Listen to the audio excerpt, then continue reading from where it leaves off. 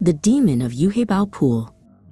In the arid expanse of Shanxi province, the village of Yuhebao owed its existence to a single, deep pool.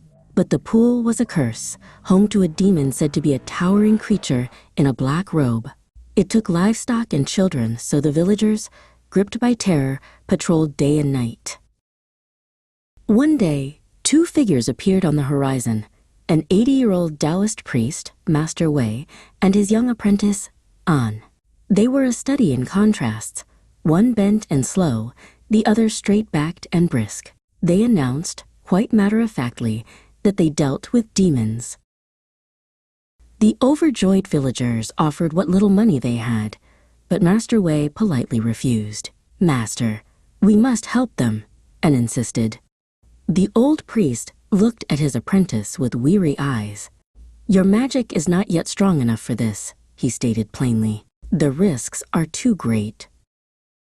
"I once killed a demon underwater in Sichuan," An boasted. The old man shook his head slowly. "The water in Sichuan was clear. This water is murky. You will be operating without visual information. It is an unacceptable danger." Ignoring his master, An performed a swift, practiced ritual. He drew his sword, a flash of polished steel, and without a moment's hesitation, plunged into the dark, still water of the pool. The splash was the only sound. The water churned.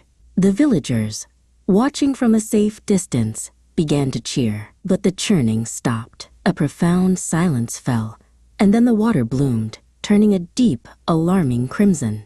A head and a severed arm floated to the surface. The villagers fled in terror. At that exact moment, a column of soldiers marched past, led by an officer named Jin Gui. He saw the panicked villagers and the blood-red pool. After a brief, efficient inquiry, he turned to his men. "Dig," Officer Jin Gui commanded. 300 soldiers, working with the synchronicity of a well-oiled machine, began to dig trenches, diverting the water away from the cursed pool. They worked through the day without complaint.